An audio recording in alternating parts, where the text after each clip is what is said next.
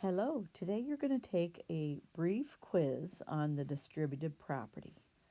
Please have your calculator and a piece of paper ready to go.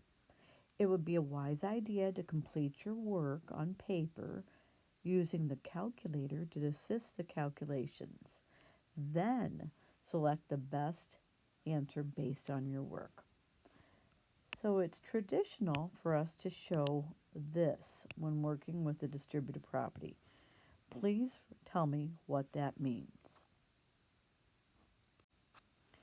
If you said that means 8 times 2w, that's correct.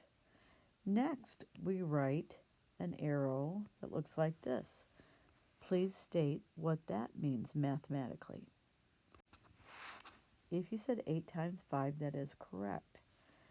Finally, write what the expression would be when you use the distributive property. So the answer should be 16w plus 40. Next, let's try the next problem. Please complete the following expression and simplify it using the distributive property. Please choose the best answer when you're finished.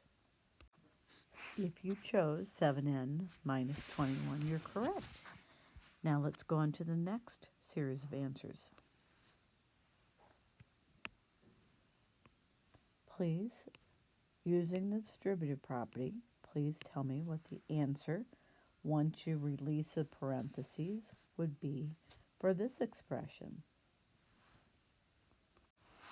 If you chose negative 6a minus 24, you're correct. We also have mentioned in the past that this could be written as 6a plus negative 24. A negative times a positive is a negative. Let's move on to the last question. Finally, when you use the distributive property for the expression for problem number 4, please state the answer. And the answer, the final answer, should have been negative 6m plus 12. And just to reiterate, seems to be the hardest of all of the distributive property when we have a negative times a negative. And there the negative is, we get a positive answer. That's where the positive 12 comes in. Thank you for going over this and have a good day.